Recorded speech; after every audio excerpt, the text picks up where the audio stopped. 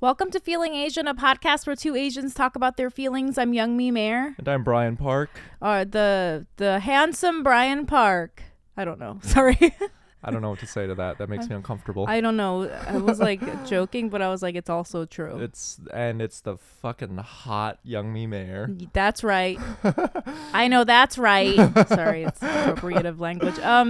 So we're gonna do our Patreon shoutouts before we introduce our amazing guests, because I'm really excited for this episode. I'm really excited to jump into this one. And listeners, you already know who the guest is because you know how to read. And you're here because you need advice on your life. Oh yeah. Who doesn't? Like all of us. But before we introduce our guest, let's do the Patreon shoutouts. Quick reminder to all of you, if you like the podcast, you can support us on Patreon at patreon.com/feelingasian. Yeah. Just go to the website, look at our subscription tiers, pick the one you like, but we highly encourage you to donate at least $5 a month. And then you get it. Then you get the chaotic episodes. The chaotic bonus episodes every Sunday. Right. Wow. But any donation amount gets you a shout out on the podcast, where Youngmi and I will either give you an affirmation or cut you down. Yeah. Depending on how we feel. Okay, are you ready, Youngmi? Yeah, I'm ready. First shout out goes out to Shen Yuan. Shen Yuan. Shen Yuan. I feel like this person is extremely like, oh God, the psychic vibes are coming. Do it, Brian. You do it first. I think this person is extremely good at marketing, because Shen Yuan is one letter away from Shen Yun. And Shen Yun is the best at marketing. They are very good at marketing. Yeah. Shen Yuan. I was gonna go there, but then I felt like that was offensive, and this person probably hates it because they get it all the time. They're like, yeah, I know. It looks like Shen Yun. I know. Trust me, I know. Damn. Okay, so I'm hack. I'm going I'm going like somewhere else with this. I'm gonna say that this person is just very good with their pets. Okay. Shen Yuan, good at marketing, good with pets. Thank you for donating. Next shout out goes out to Madeline Howe. Madeline Howe. You know what I think, I'm getting the vibe. She has like a very close-knit adult friend group that are all have been friends since like middle school, and they still hang out, and everyone's jealous because Lord knows once you're an adult, you'll never make another friend again. Damn, I'm jealous. Right? Brian has no friends. Yeah, I have no friends. I'm just getting the description. Wouldn't that be so great if you had like an adult group of friends and you got to just hang out on like drink red wine and watch like reality shows? I want that. I don't want to be married. I don't know what any of those things feel like. What are you describing? Girls and gays to hang out with. Somebody hang out with me. I'm lonely. Shen Yun.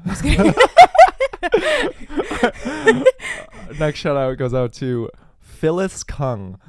Phyllis, you are really good at trivia. Why is Brian being so boring? You're good at marketing. You're good at trivia. Okay, Phyllis, you're really good at trivia, but also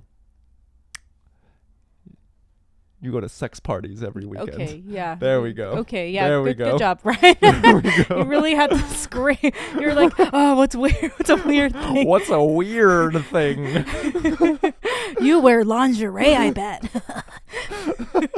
I feel that vibe. Like a very night and day kind of person. Night and day person. Yeah. Okay. Yeah. Phyllis, thank you. Next shout out goes out to Andrea Chan. Andrea, I have this vibe that this person lives like abroad, like in Singapore or like Australia or something. That's the vibe. Getting laid in Latvia. And, yeah, Latvia. Just partying, like, Berlin. I don't know. It's the vibe I get. And last shout out is it's a sentimental one. It's a shout out to Abby Lee on behalf of Griffin Ong. Those are such great Asian names. Yeah. Griffin Ong and Abby Lee. If you wrote like the characters to like a pilot or something, I'd be like Abby Lee. Damn. We have on this group. Yeah. See, Griffin and Ong and Abby Lee, amazing connection there. Yeah. Madeline Howe, amazing connection with all of her friends. This is a friendly bunch. This is a friendly bunch. How are these people doing it? I don't know. You know, in real life, they're like by themselves on a computer all day and they're just crying listening to this. They're like, I don't have any friends. Madeline's like, it's the new world, baby. And Andrea is just fucking going to sex raves in Latvia and not thinking about us at all. They're never going to hear this. No. Thanks for the money, though. Honestly, she probably has totally forgotten that she donates to our Patreon. It's just automatic. She like did it one night when really drunk. Right. And then she's just going to check her bank account for the first listened. time in months and be like, fuck, I've been donating to this fucking podcast. God damn it. I have to say, I feel like if somebody was taking $5 out of my bank account every month, I would not notice for years, decades. It's just like a sneakily small amount. Yeah, I would never notice. Ever. Right. That's the scam. We got to hack into like a million people's accounts and just take like $3 here and there, 85 cents. That's what actually the Bank of America does. Yeah. I just realized. I'm like, what is this charge for 85 cents? It's not worth the trouble of following up and looking into this. 85 cents? I would never look into that. Right. Well, anyway. Listeners, thank you for supporting the podcast. Once again, it's at patreon.com/feelingasian. And Youngmi, I'm really excited to introduce our guest this week. Yeah, let's get it going. Let's get it going. Okay, so listeners, I'm going to give you a little bit of backstory to introduce our guest. As you all know on this podcast, Youngmi is very chaotic. I am just riddled with anxiety. And a common theme is career anxiety. I tend to flip-flop a lot on this podcast. I think there was a period where I was looking into woodworking. I totally forgot about that. I go through a lot of phases because I don't know. I seem aimless. And apparently you listeners, it's palpable. You can feel it through your AirPods because it's relatable. Right. But I got a DM from one of our listeners and they said, hey, I can tell that you're quite lost. However, there's help. I used an executive career coach. Oh. You should check her out. And you know what, listeners? I did. And it was incredibly helpful. Okay. And that is who our wonderful guest is this week. What? Her name is Pam Yang, and she is an executive career coach. Listeners, give your ears to Pam Yang. Hi, guys. Well, Brian, now I'm kind of like, but if you're still struggling with like the aimlessness and the lostness, I didn't do a very good job. Oh, no. No, that's just Brian. He could be like a millionaire and he'd be like, what am I doing in my life? No, I have to say, the woodworking thing is new. Like, that isn't something like we had ever discussed. Right. There's a lot to unpack there. Pam, it happened. I feel like every 4 months, Brian's like, should I go to medical school? Yeah. I'm like, Brian, I guess if you want. But I had no idea. Like, I've heard of the concept of career consultants or executive career coaches, but it wasn't until a listener referred me to you that I followed through with it, and I was really happy that I did. Well, I just wanted to ask before we begin, Pam, because I just like Brian just said, I'm sure that a lot of people maybe have not heard of this profession, or they're not exactly clear on what it is. So can you explain in your own words what your job is? Yeah, absolutely.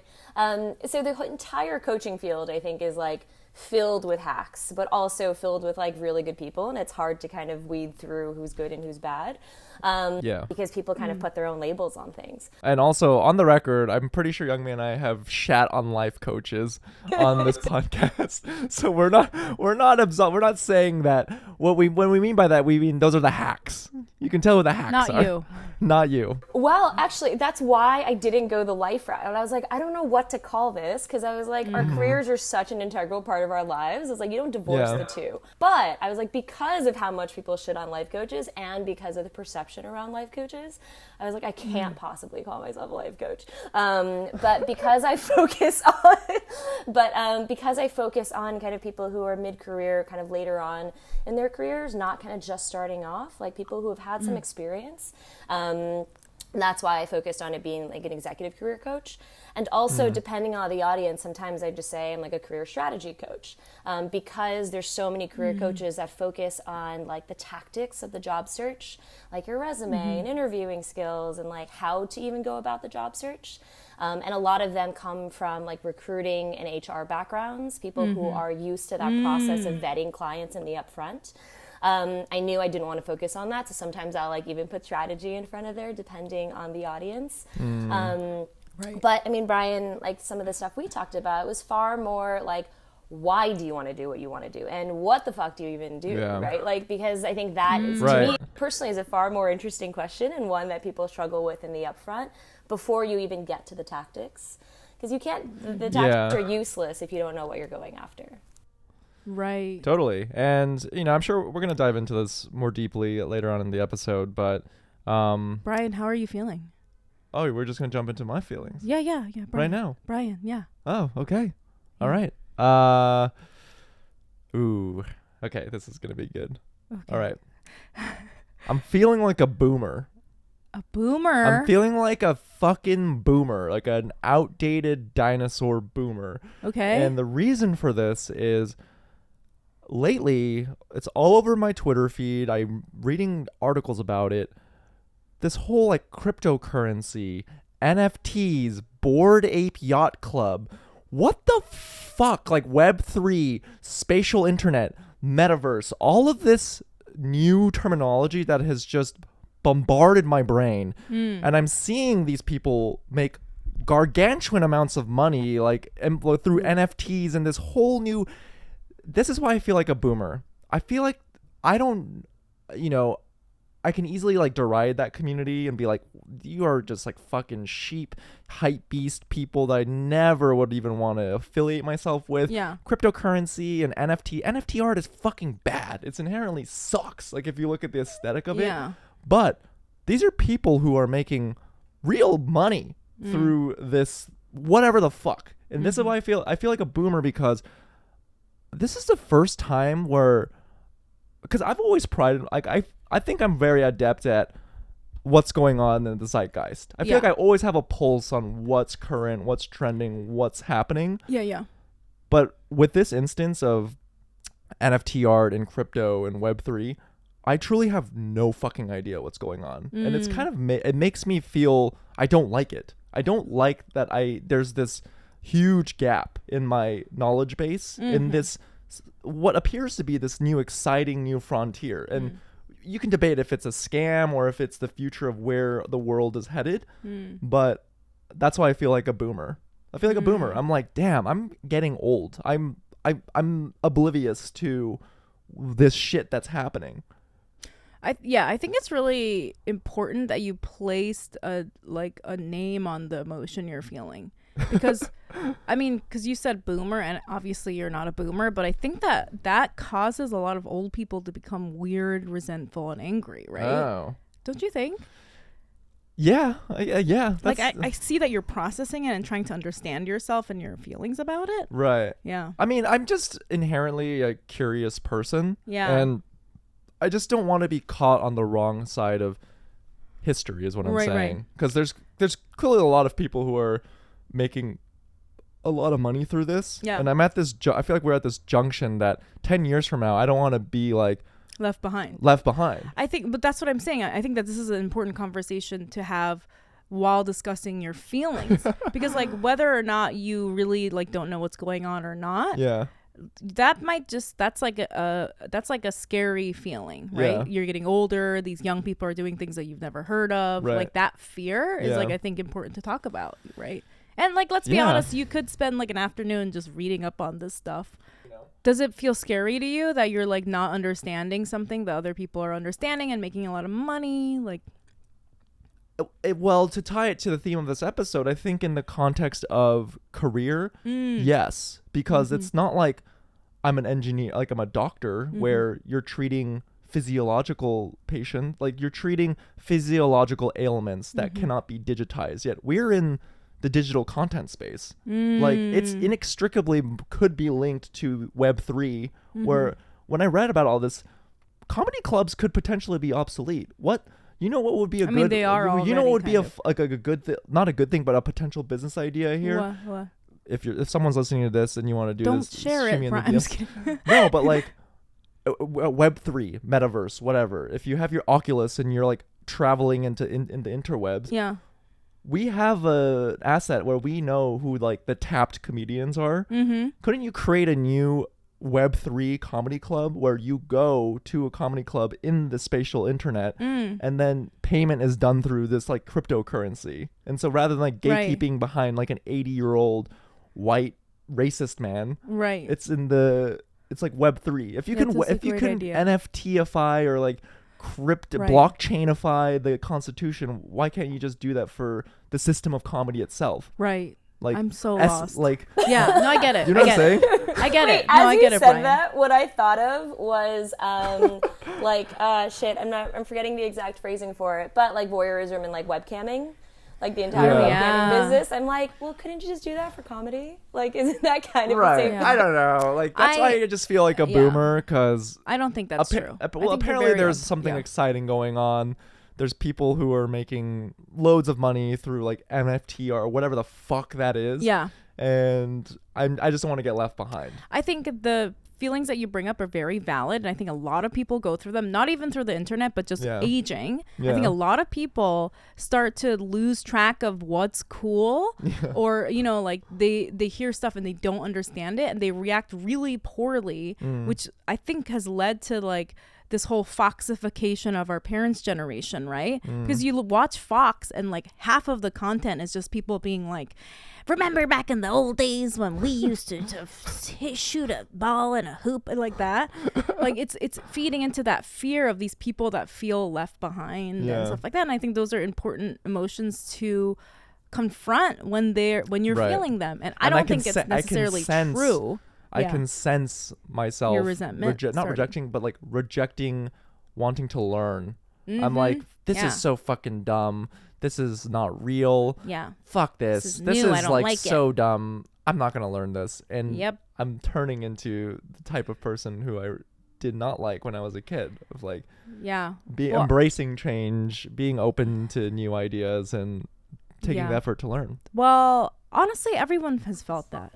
Yeah, you said very specifically while you were kind of sharing the boomer, the thought that you were a boomer, you said very specifically, I don't remember the exact words, but you were like, I don't understand it and it makes me like not like it. Like you said something like that. Yeah.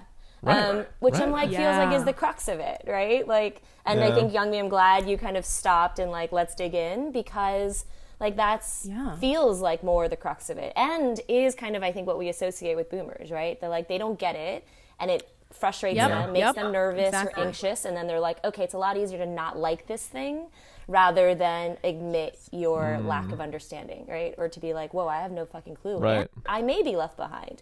All right. Stuff. I'm ready. I'm going to paint my nails and I'm ready to dive into NFTs, baby. Come on, Brian. How are you feeling, Young Me?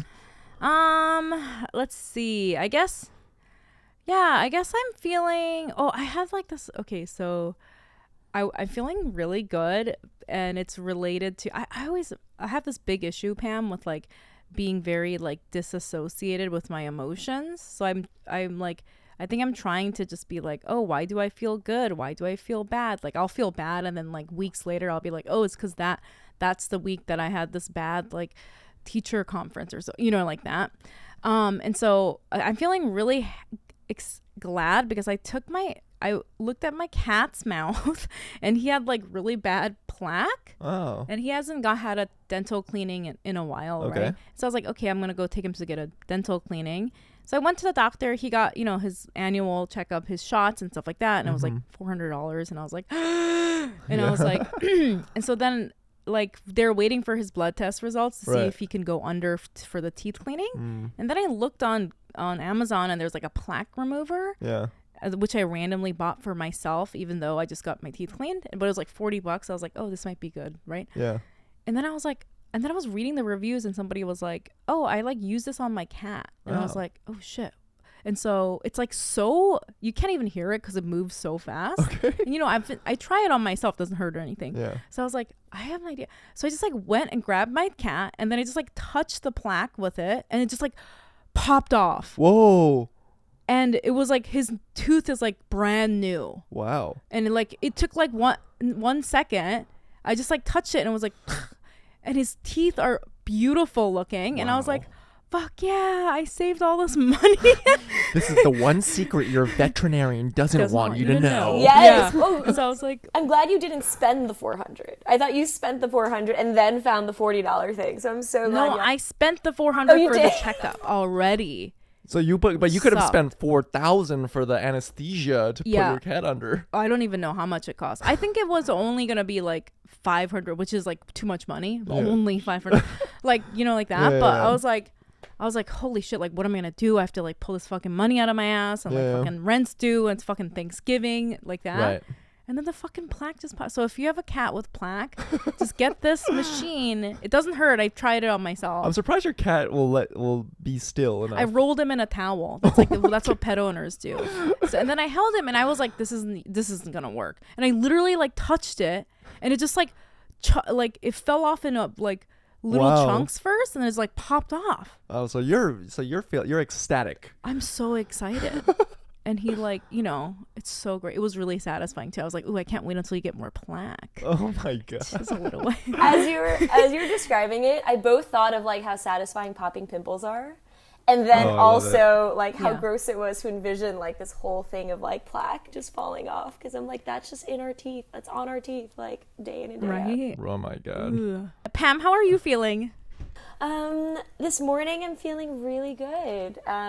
It's sunny in New York. I went for a walk in the morning, but I feel like every day is, if you asked me yesterday, I would have said something like off the cuff of like, I have no fucking clue what I'm doing with my life. Like the roller coaster is it's such an oscillation between like really high highs and really low lows. But I'm constantly told, like, I'm not super into astrology, but I'm constantly told it's because I'm a Cancer. And so our emotions, like, kind of, go up and down quite, like, the wavelength is quite, varied, whereas some people kind of just track more steadily. Like, the highs are, like, here, and the lows are here. But then with mine, I'm, like, here, and then down here. Like, it goes a lot. So overall, I feel like I'm on a roller coaster, but today is, like, a fun down part. But tomorrow might be like a really shitty like up part, so we'll see. But also I think that's just kind of life, right? Yeah, I think that's like everybody. I was gonna say you're like, oh, it's because I'm a Cancer. I'm like, oh, I thought it was because I was a Sagittarius. Yeah, right. It's just like everyone's like that. I feel like, especially these days. It actually reminded me a lot of your last episode, because I remember I was thinking about when I listened to your last episode. I remember thinking about signs for some reason, because I think a lot of people have been telling me about signs recently. Like, so many of my friends have gotten deep into astrology, and everything is analyzed through the astrology lens. But, I mean, whether it's astrology or the Chinese zodiac or whatever it is, I'm like, there's a reminder that every single one of us, like, is different to a degree, but we can have, like, similar human experiences. But we also have very unique experiences, right? And so, like, the comparison between each other is really difficult, too, because what's a baseline for you may be, like, a completely, like, opposite thing for me. So, Brian, you're about to say. Right. Yeah. No, I don't know what I was about to say. But I love astrology. That's what I'm going to say. I'm a man. I hate astrology. I love NFTs are my astrology. Yeah. Bitcoin is my astrology, baby. So, man. Astrology? That's fucking stupid. You know what's really cool, though, is crypto. Crypto is real. Astrology is fake. I'm a man. Oh, man. Well, Pam, I'm glad that you can join us on the podcast, because you're emitting very soothing energy right now, and thank you. I think we could use more of that in the world. Yeah. But I wanted to dive into our discussion for this episode, and basically, as an executive career coach, what are the most common reasons clients seek out your services, and do you notice a recurring pattern? Yes, very much so. And probably intentionally too, because I chose like the area to focus on because I was seeing the pattern mainly amongst my friends. But yeah, people are fucking lost and they're confused, and it feels like oftentimes it feels very existential when people are asking major career questions, which also are major life questions, right? Because so much of our career stuff is tied to our identity, our sense of value, the value we bring to the world, right? Like, what are we, quote, quote, like, good at? But it's also the way that we make money and survive. And so it's like so many pieces are tied to this. And it is like, it becomes a very existential thing when you don't know what direction to head, and you don't know, like, you know, based off society telling you there's like kind of seemingly this thing you're meant to do, and you don't know what that is. It's like, who the fuck am I? And so trying to answer that question, and I think especially for people who on the outside seem really solid, like if you looked at any one of us from the outside, people might be like, you have a successful podcast, you're doing well, like you have a huge following, like this and this and this, and there's these external markers of success, and inside you're just like, I'm fucking terrified, I don't want to climb out of the covers in the morning, you know? And I'm so scared, we all go through sure. those waves. All the Yeah. time. Yeah. I've had a ton of that this week where I'm just like, I don't want to get up today, and I'm like feeling, like just, it's the combination of the world, but also I think like the last year, our emotions and like the ways that they've gone, and then tied to really real things where you're like, wait, no, but I need to make money and pay rent, right? And I need to like, and I want to live a good life too. So how do I figure out all of those things that seem really big, and they're all really big by themselves? I think that I really like how you like broke down the relationship that people have in their minds with their careers, because for a lot of people that's where they place their value as a person, like if my career is good or if I even have a career, because you know, like I come from a background like where I worked in restaurants, and most of my friends that did that, their big like internal struggle was that they obviously had other interests and wanted this other career, whether it was creative or something else, but they were, for work, they were having to do this like, you know, like basically manual labor sort of service industry work. And that would really, that you could see that it was like tainting their view of themselves. Like they wanted to be a singer or a artist or something, and that's what they wanted as a career, but their actual like their job, which wasn't a career, was like bothering them. And also I think it was like very interesting how you said that everyone's lost, because I feel like I'm sure that there are people who like plan out their lives. I feel like Brian and I have talked about this before, but most of my friends, and very very very heavily including myself mostly, like I have no plan. Like we don't have a plan, you know? Yeah, totally. And people think they need one, right? Like, and so the idea, not necessarily that like 5-10 year plan that maybe is like a bit more of an old school thought, but that you need to know, right? That you need to have some kind of like definitive answer for like where you're going, because otherwise if you don't know that definitively, it does carry the sense of like, well, you don't know what you're doing, right? It's almost like this binary thing of either you're super certain or you have no fucking clue.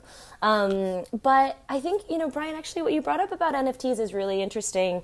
Not so much the NFTs themselves, but like the rush towards like the excitement over and the like doubling down of like, this is the future.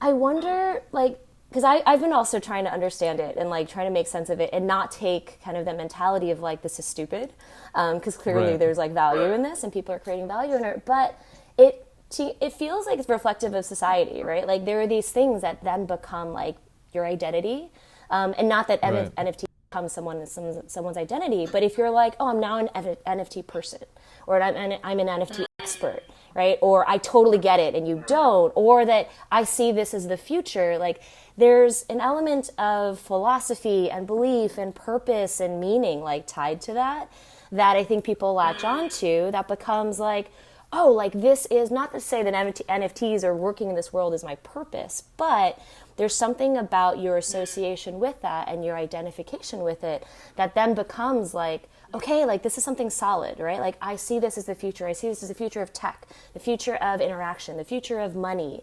And then it's something that you can tie to like your belief system, which is also why I think this country is like so polarized, right? Because it's like a lot of identity politics around who you are and this existential threat to who you are and what you believe.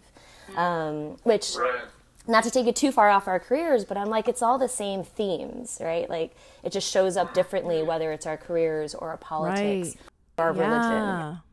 That's a really good point. So people are so into like having an identifying marker, and a lot of people will use their career as that. Like I am a doctor, right? Or I am like somebody that deals with NFT dealer person. Like that's like my identity.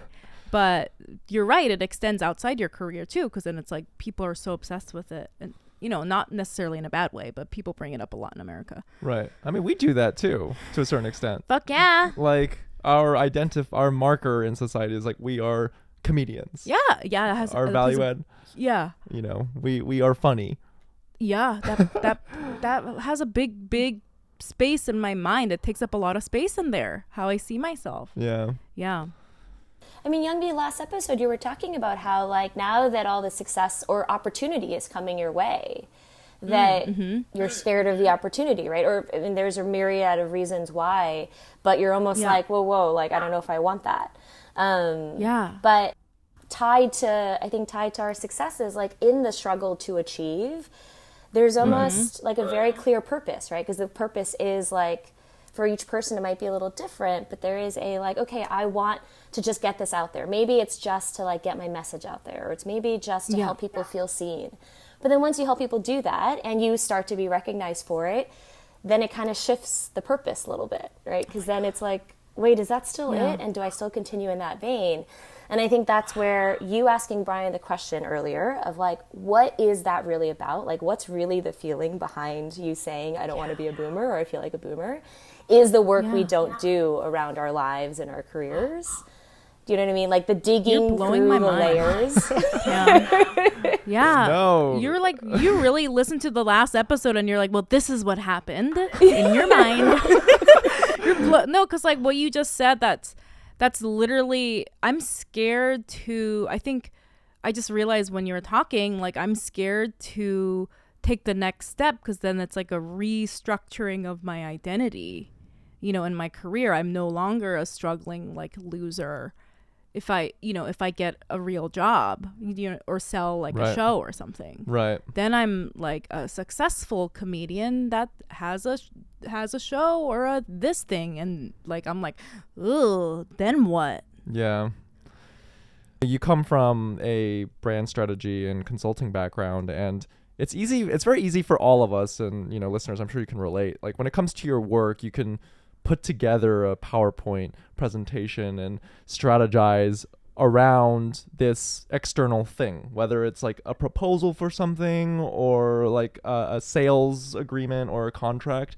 But it's really fucking hard to do that for ourselves. Oh, yeah. Like apply that sort of strategy and treat ourselves as if we are a business and we are investing in our own success. And that's why like I found the homework incredibly difficult, because you would ask me like, what are the things? It's a simple question, is like, put on the left side things that you like and put on the right side things you don't like. And I'm just like, Brian's like, I don't want to think about this. But that's I think that I really I derived an incredible amount of value from your services, because it forced me to be objective and critical about, and like have a plan of action and strategy about towards myself. And why do I neglect like my feelings and my purpose so easily? It's also hard. Like, yes sir, manager person who I fucking hate, I will put the utmost effort into this thing to present to you in 12 hours. That's like, well, like I think it's like hard when you're doing for yourself, because there's so many emotions, like, like you can't just like think of it like, here's my report. Like there's so many weird, uncomfortable emotions in there, I think. Yeah. And they also sit on different planes, right? So like I'm trying to think of some good examples, but some things are like really big picture things, right? Like, what do I want to accomplish with my life? And then there's some other things like, oh, but I really like comedy. Like, where does that fit in? Like, that might fit into the big picture of what I want to accomplish with my life.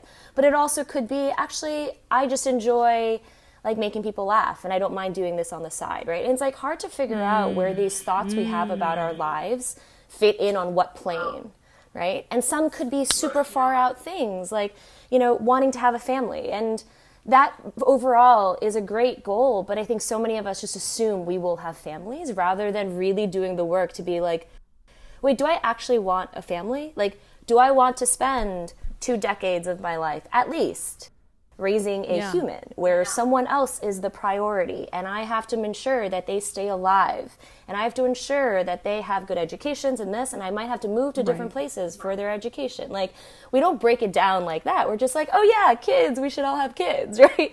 Or because we were expected to. Oh, I was going to say, that sounded like when Brian was talking about realizing, he was like, well, I want a family and kids, and I just thought it was going to happen, and now I'm realizing I have to actually take steps. If that's really what I want, I have to like do certain things to get there. Yeah, totally.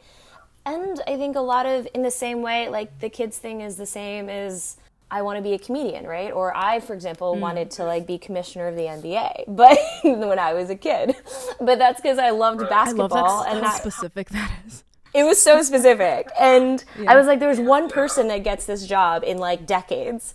But really easy correlation between I love basketball, I want to love my work, because I saw like how, I think from a really young age, I realized that because my mom was a single mom and I was an only child.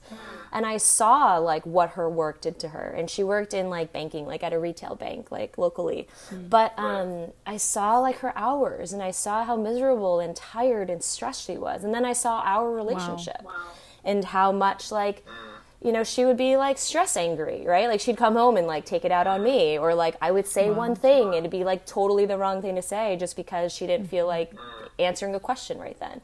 And so I was like, fuck, I don't want to do that. I don't want to do what you do. But also you keep pushing me towards finance and all these fields that you say are good fields. But I'm like, but you're in finance and your life is miserable. And so I would rather not make as much money, which is a privilege in and of itself, right? To say like, I don't have to worry about survival, and I want to pursue something I love. But it was really basic of like, I love basketball. The top job in basketball is commissioner. I should want to be commissioner, right? And so when like, and I don't know, you know, comedy as well, but I wonder if there's like, oh, I like being, I am funny, or maybe comedy is a path, and you see someone who is doing it really well, and it's like, oh, I might want to do that. And you don't think about or try to learn what all the really fucking grueling steps are to get to that point and what that experience is like. Yeah.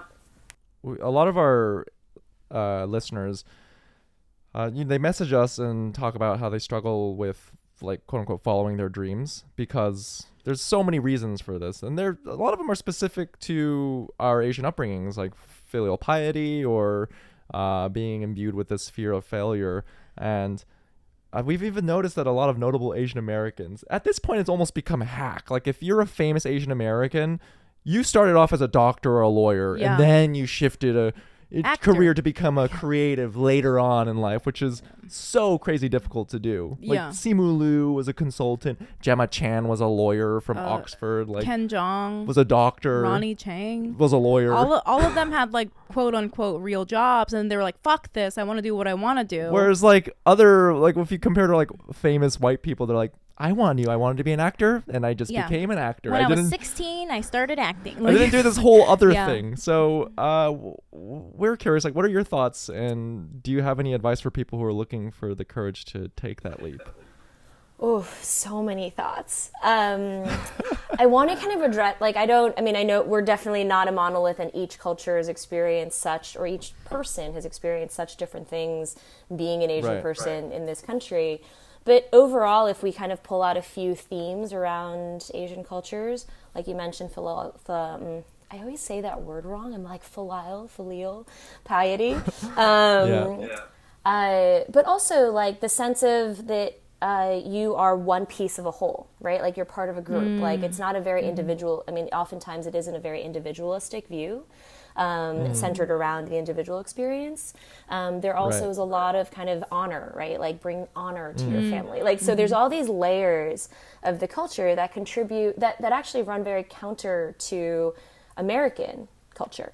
Where it is entirely about the or mostly about the individual and about freedom, right? And like this idea of like independence and what does that mean for yourself? And while I think there are honor components, it's not quite the same as a lot of Asian cultures. It's like, sure, like don't bring broad disrespect to your family, but like go do whatever you want. Like being an actor is not disrespectful to your family, whereas within Asian cultures, like that might be, right? Because it's not measured success, or unless you achieve it, it's not measured success. So I think there's all these factors we have to consider as an Asian person trying to like figure out what success means for us in the US. So that layers in a whole bunch of other stuff, because if you don't work through that infiltrates like all of your decision making, the way you view the world, the way you view yourself and your identity. And so I think that's why so many Asian people, like whether it's therapy or something else, like working through that shit is so important to get to the point where you can really be like, wait, what do I want as the individual? Like, do you have any specific examples of clients who've dealt with this issue, and like, what are some practices that you've encouraged them to exercise to sort of reframe their definitions of success? It happens on two levels. So for people who I think have followed a very traditional model and potentially even have made good money, have good titles, are at good companies, and kind of hit the parental markers, their issue is often like, I don't even know what I want. I'm so far away from it because I've followed this path for so long. Like I've kind of lost myself in it. So that's where kind of we can just go through like a similar process that we went through, Brian, which is like, how do we really start to define what you want, right? How do we extract from your childhood dreams to the like random interests you have, whether it was woodworking, like how do we make sense of all these things that you think you might be interested in? And then how do we kind of lay it on the table so we can organize it, process it, and then figure out like what really matters to you. But also the stage of life matters, right? Because if you do have a family, if you do have loans, if you do have other considerations, you have to factor that in too. So the breaking, I think if there's kind of broad advice there, it's how do you really, in a really detailed way, break down all the things that you say you want and make sense of them. Like, why do you want to be a doctor? Why do you want to be a comedian, right? Like, what is it about comedy that is really, really compelling to you? Is it about making people laugh, or is it about you being able to tell your story? Because comedians, I mean, there's a ton of comedians, but why they each do it might kind of fall in the same bucket, but the really specific reason is very distinct for each person. The second way this shows up is some people are like, I really want to do X, or I think I want to do X, or I want to change ABC in my life, but I'm scared of the parental response, right? Or I'm scared about like, how do I break this to my parents? So it becomes a different thing where we still do the same work of detailing like, what do you really want to make sure that this makes sense given all the things that you want for your life? But we then add in a component of like, okay, what is the issue with your parents? And one thing that, or you know, kind of your fear of kind of communicating or sharing this with your parents. And one example that came to mind was a woman who kind of really had to work through like the habitual training that she had been, you know, like that she'd been trained her whole life to kind of respond a certain way to her mom.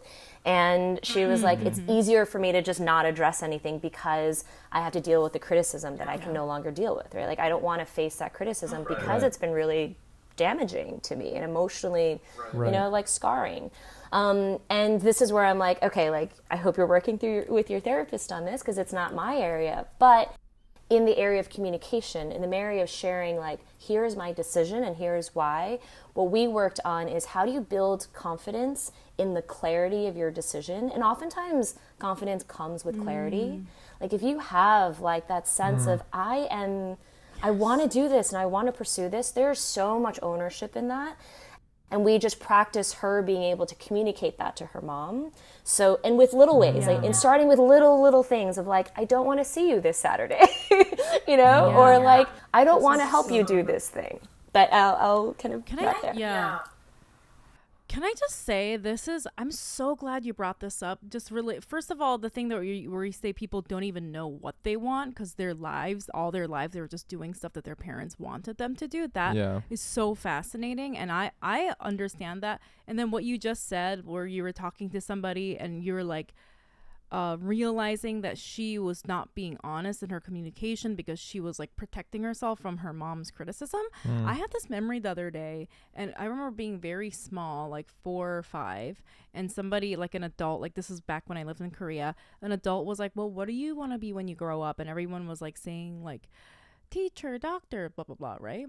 And I was like too embarrassed to say that I wanted to be a mermaid.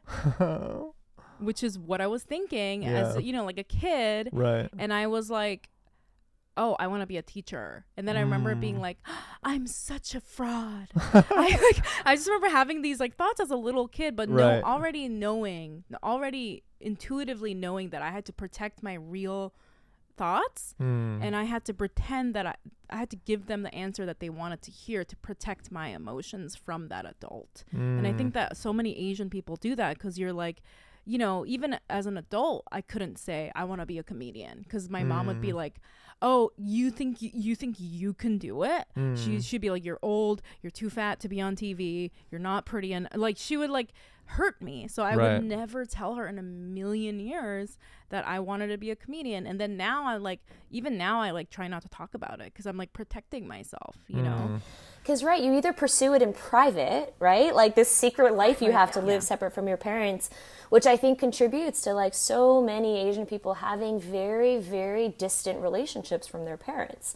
Like we love them, we spend time with them, but emotionally we're like oceans apart, right? Because you can't be your true self. Or so many of us haven't felt like we can say the things that we think, share the dreams that we have, and people either go the path of pursuing it in private and you know, kind of having the burden of dealing with that without the familial support or the emotional support, or you go the path of like, fine, I'll do all the things you want me to do, and then wanting to blow up their lives, like when they hit like 30 and 40 and being like, this is so not it. Yeah, that's so hard. I'm really glad you brought that up. Yeah, totally. I think, personally for me, it's been, I did the thing that you just described where I was just doing all the steps to become a doctor and to make my parents proud. And then I did this complete reversion and rejection of conformity, where that became my entire identity, where I didn't like accept any advice from them, be like, fuck you don't know what you're saying, I'm a comedian now, I'm doing my thing, I'm a rebel, you're wrong.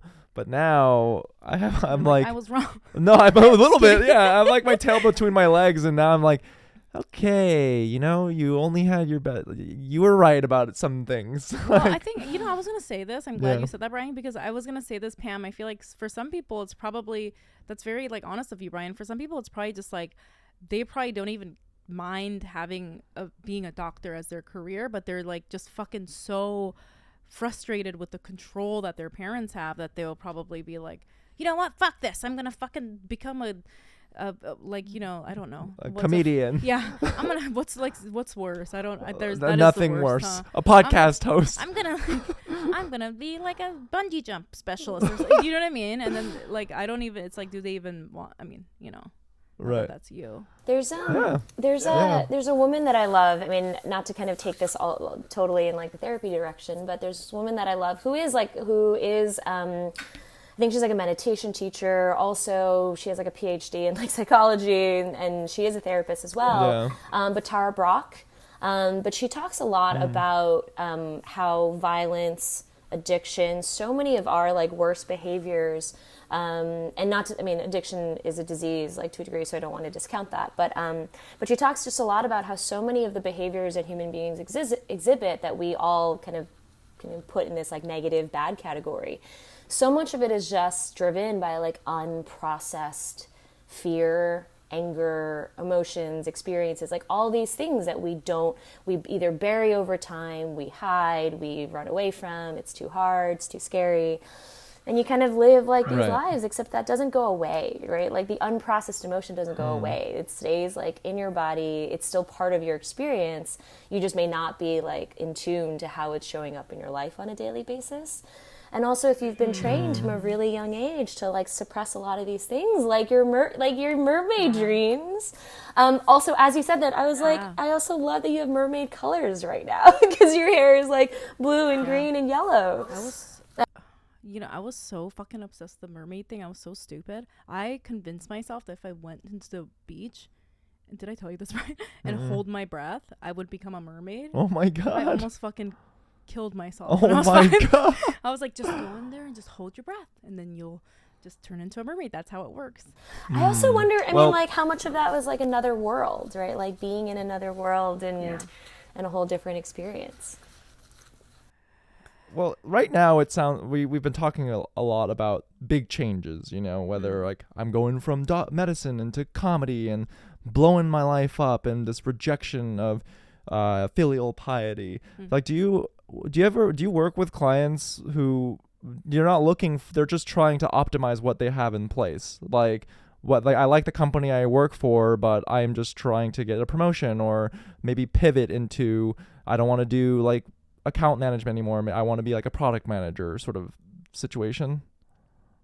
The same, I do. And probably I'd say like most people fall in that bucket where they're just like, I'm really miserable right now, right? Like I work in corporate, I'm pretty miserable. I just like, do I stay this path or do I like, but also some of the questions are like, do I stay this path? Do I just find another company or just do I blow it all up, right? Like I feel like the consideration of like dropping everything that I've been doing is always kind of part of the conversation. And one theme that I see across the board, and it affects people to varying degrees, is this sense of like, I didn't follow my dreams, right? Like, and sometimes a dream could just be like, I want to, it might not be as big as like, I want to be a comedian versus a doctor, but it could be something like, I want to help people and I'm not helping people right now. And I don't know how I can help people. I volunteer, I do this, and it's too far off. Like I can't just quit my job and work in a soup kitchen all day. But I'm also like, but it doesn't have to be that extreme either, right? Like, and helping people figure out things like, what does it actually mean to you to help people? Because some people want to be part of the help where you are delivering the help and you see the tangible like emotional reaction that someone has on their face, or you just want to know that you are part of a process or part of, some bigger thing that in the end is helping people. Because that is a major distinction in terms of where you might then apply that. Because if you want to be on the front lines, then you need to be like tactical, you need to be like, or sorry, not tactical, but tangibly like involved in the help. And if you don't need to be part of that, you can be in the strategy, the planning, the ideation, like all that. So figuring out those really specific things, like the process ends up being the same. But I would say an underlying theme is that like people are concerned that they're going to regret not living the life that they wish they had lived, right?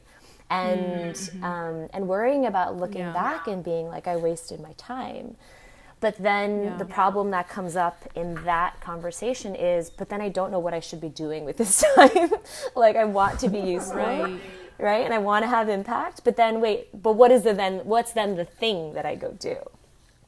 Right. You know what I'm like picking up from you in this conversation that I feel like is very important, and along the lines of like what you said about having kids and stuff too. You're like saying, what I'm hearing from you is saying what's important to you, like you said, like helping people or I'm funny, and like, do you need that to be your career, right? Because you were saying if you're funny, maybe you can just be funny. Why do you need to be a comedian? But going back to what you said about being the mom thing or being a parent, I think that people and what I'm hearing from you in this conversation is that you're like understanding what that actually means or looks like, because a lot of people will say the title like I want to be a parent, I want to be a comedian, but then you were saying, oh, you have to look at what that actually is going to look like. Get really granular and detailed and specific about it. Yeah, like the parent thing, I think most people don't look at what it actually is to be a parent, because as a parent, what you are, you're just a caregiver. Like, and that kind of work, most people really don't like it. Like if you have to go in and take care of, like, you know, like work in a nursing home or like as a nurse, like, would you enjoy that? Would you like taking care of somebody 24 hours a day? Is that something that you would enjoy? Like, what do you think if somebody asked you that? Well, if this kid was 50% me. Well, yeah, like obviously people do it because it's their kid, but the actual what that looks like the day to day. No, I realized, like, because I lived with my sister when my niece was like a newborn, and I did, like, just seeing my sister and brother-in-law, I'm like, fuck. They don't show you this in the movies. No. Like, from the ages like 0 to 4, this is fucking it's hard. Intense caregiving. It's like it's restructuring in your head instead of whatever. If you say parent, that's so like ambiguous and like cloudy and like abstract. But then if you break it down to what it looks like really in the day, is you're a caregiver. You're cleaning shit and washing poo off the ground. Like, that's your job, you know? That's being a parent. It reminds me of a book I read a while ago. It was a New York Magazine writer. It's called All Joy and No Fun, like the modern paradox of parenting or something like that.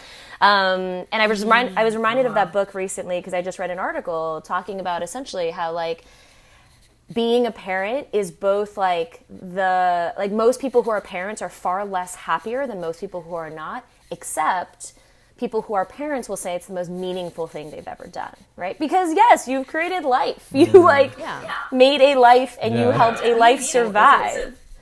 Fun? Yeah. Right? And I think that's some of the paradoxes that come with like modern living. I think about our parents because, like, my one fight that my mom and I would always get into is, like, from a young age, I remember saying, I just want to be happy, right? And she was like, happy is a luxury. Like, that's, like, not something everybody can have.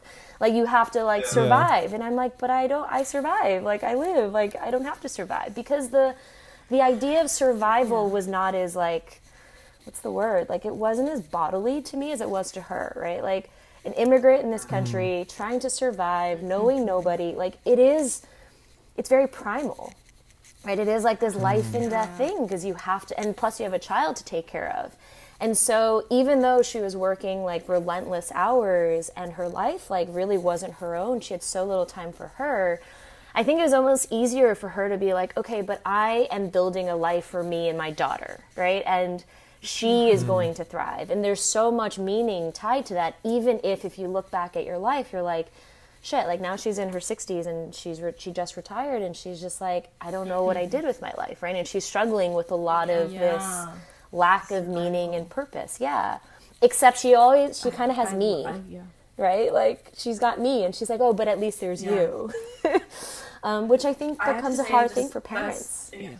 Well, I'm glad you brought that up because I feel like a lot of Asian people, not just Asian people, obviously, a lot of people, their parents are immigrants or maybe they were poor or struggling when we were kids. Right. And so they were like, well, I'm just surviving. They weren't taking time to be like, I'm going to meet with my career coach and see if what. And so we learned that, like, just don't even think about it. Just push through sort of mentality too.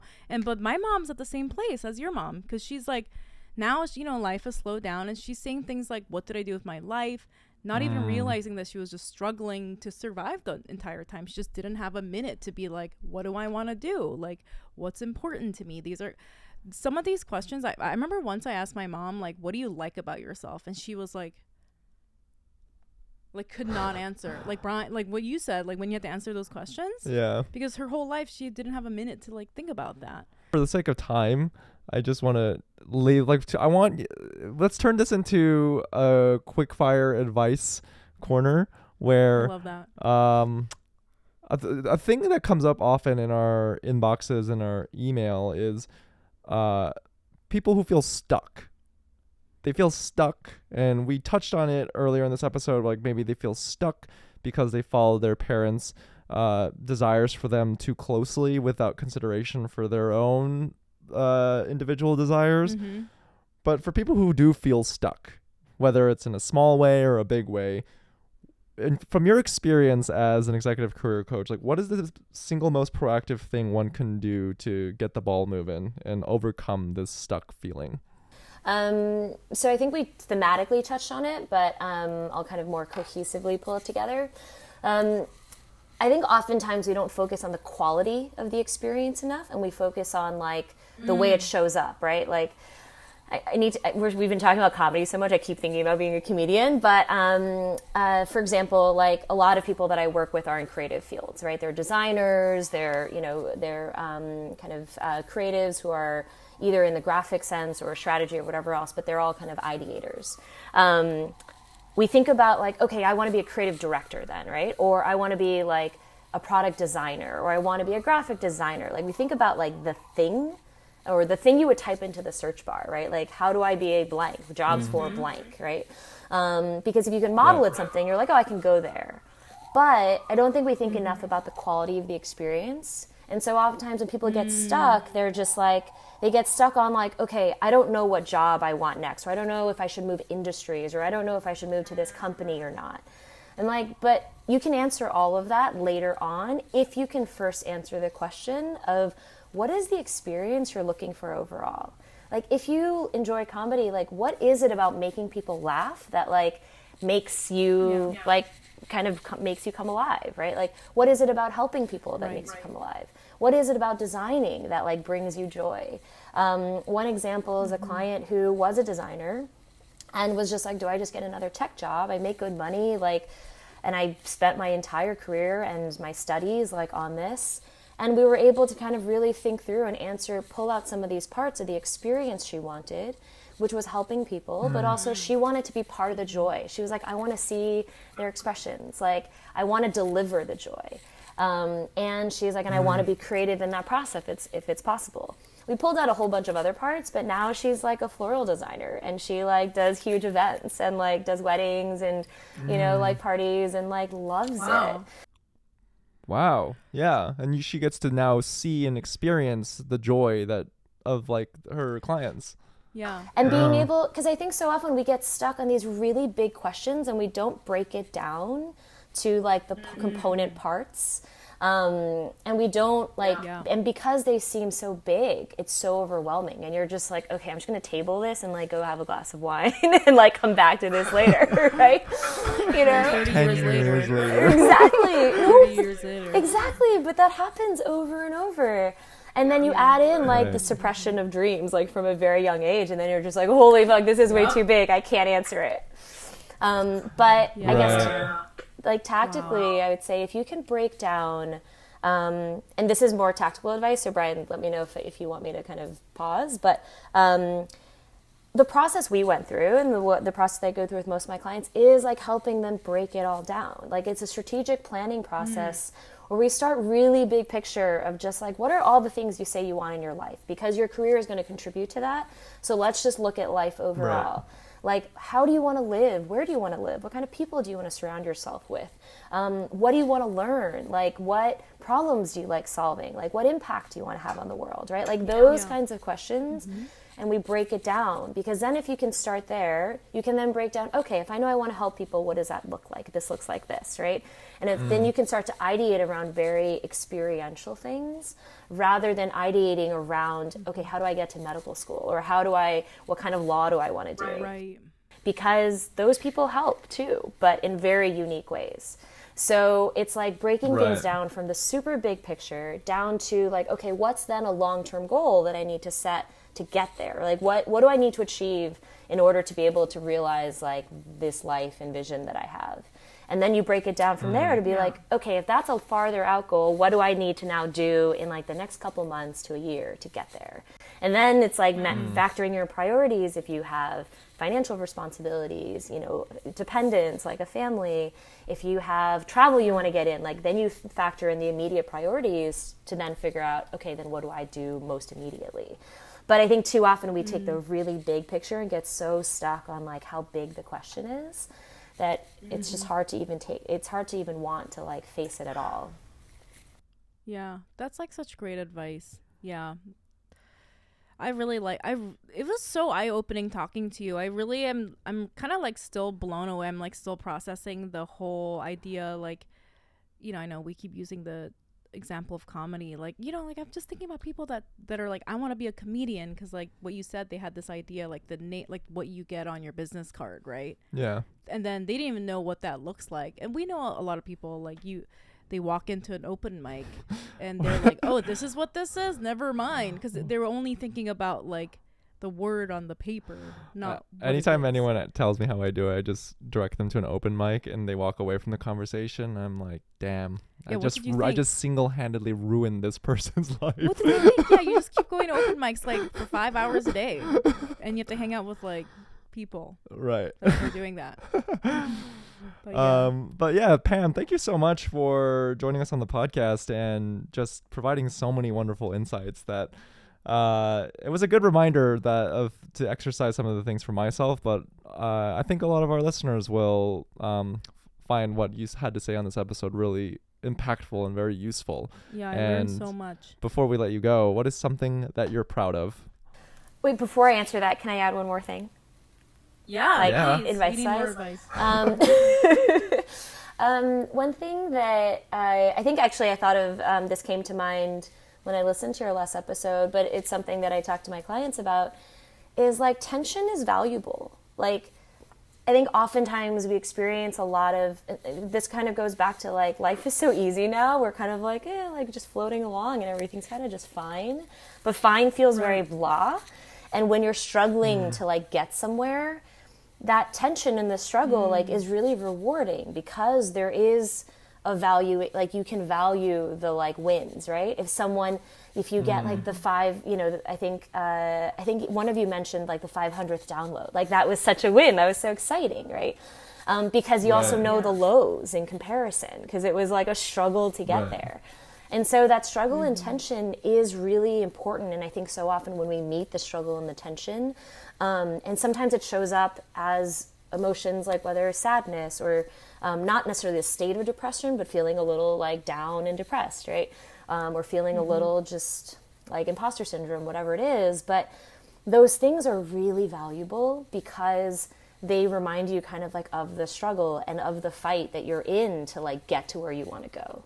Right. And then when you get there, not that you have to find a new struggle per se, but like a lot of people didn't plan past the success, because then it was like, I get to be blank. Right. Yep. And then you're like, oh, wait. OK, right. What do I do from there? Because if you were aiming for the blank, like just getting to the thing, that isn't really a purpose. Right. That's just a goal. And so you need to talk to Fumi. We have to give him your number. This is the person on the last episode that Pam's referring to. Yeah, you have to. It's like a reorganization, right? I think, which is. I'm ready. So I'm ready to obtain my dream. Let's say I get on SNL, and then to create more tension, I just got to be the fucking meanest, messiest bitch in the offices of SNL and create enemies with everyone. Some sort of scandal where you get canceled. Create more tension in your life. Well, I don't want the takeaway. Pam Yang. I'm like worried the takeaway is now going to be like add tension to your life. But it's more. It makes a lot of sense, and it is in line with things that I'm trying to practice more of this idea of leaning into feelings, even if they're negative. Like, rather than be afraid of it, because that's the source of a lot of my anxiety of like, damn, I feel kind of uncomfortable. I hope this doesn't happen. It's happening. I've just open the door and embrace it of like, this is kind of hard right now, but it is like, accept it, just double down and like walk forward and embrace that feeling. So I think this was incredibly helpful advice. Be the drama. Well, I think it's right. It's also like the value add it gives you, and why like pushing through the struggle is so rewarding, and why you're even happier in those times.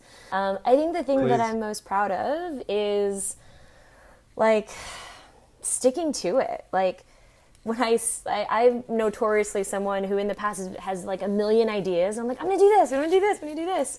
And a lot of them that are like experiential, like travel, like I'll follow through on, but kind of a bigger, like scarier, more daunting, like life goals. not that I've shied away from, but I'll like try a little bit and then like, okay, I'm like kind of bored, I'll move on, right? Like, and so I always thought I was somebody who was like, I'm just going to try a thing and then move on. But I realized like that's part of the experimentation process, right? Like life is truly an experiment. And so often I think the certainty with which we want to go into our decisions, I'm not sure where that came from, but I'm just like the scientific method we learned in like junior high like still applies, right? You have a hypothesis of like, maybe I want to be like working basketball, and I try it out and I try it in different ways and I'm like, oh, it's not quite it. And then how do you iterate and, you know, improve from there? But I think like I'm proud of kind of not finally, but finding something that I like truly see clear meaning and purpose in. And it wasn't like I want to be commissioner or that I want to be like the CEO of Nike one day, right? It was like I know that I want to help people do or find and do work that they love because I know how it contributes to all aspects of their lives. And it kind of goes back to my mom. Of how much it affects like your emotional well-being, your mental state, your sense of financial security, and a lot of other security. And so I think for me, like being a career coach is just what I'm doing now, but it could look at different forms later on as long as it fits the purpose of wanting to help people find and do work that they love and find meaning in. That's amazing. I did hear a lot about your mom coming through in your story, and I thought it was really interesting that there are some like similar parallels to what you saw and then like what choices you made in your life too. And I just want to just say one more thing really quick. That was great. But you know, like what you were saying about being the commissioner or CEO of Nike, I think a lot of us have like these fantasies, like, you know, obviously everybody has like this fantasy of like being a movie star and blah blah blah, and that wanting that to be your career, stuff like that. Because sometimes I feel like something that I just learned from you, Pam, talking to you right now, is that like what it, you know, like that could maybe just be a separate fantasy, but like what is it that you really want to do in your career like every day, you know? And I think if people answer that question honestly, then you figure it out. Because obviously everybody all have like an ego. We all want to be like fucking Miley Cyrus or whatever, but like, you know, besides that, like what do you want to do every day, right? So which goes back to the experience.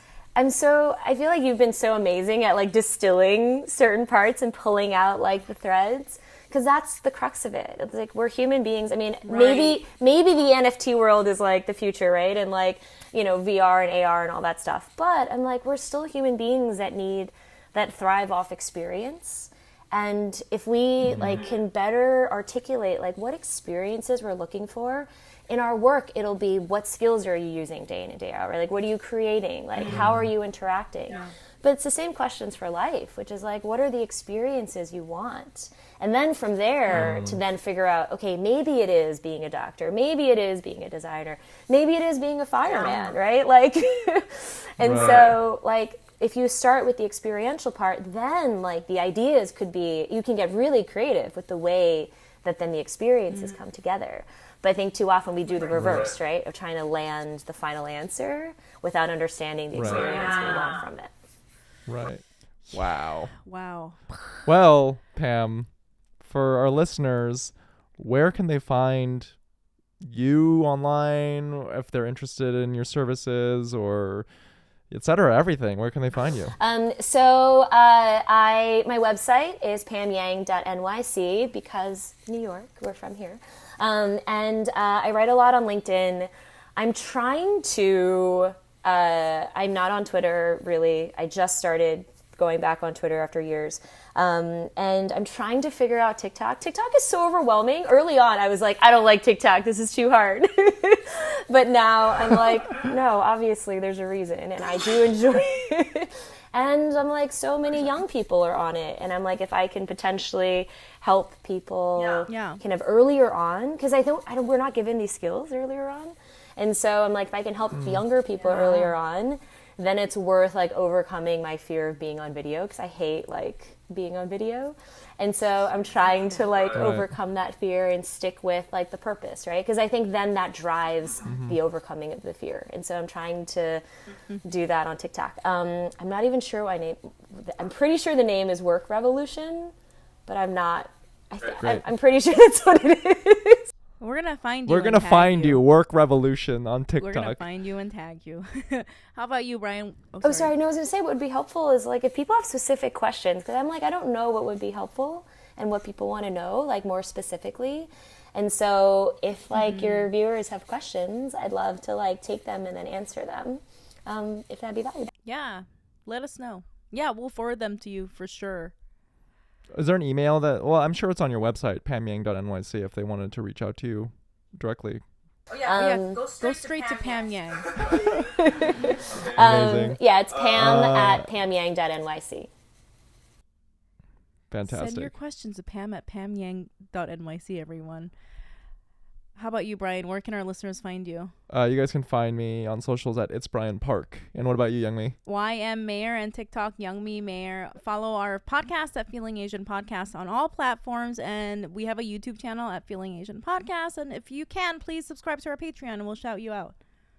That's it, everyone. See you next week. Bye. Bye. Bye.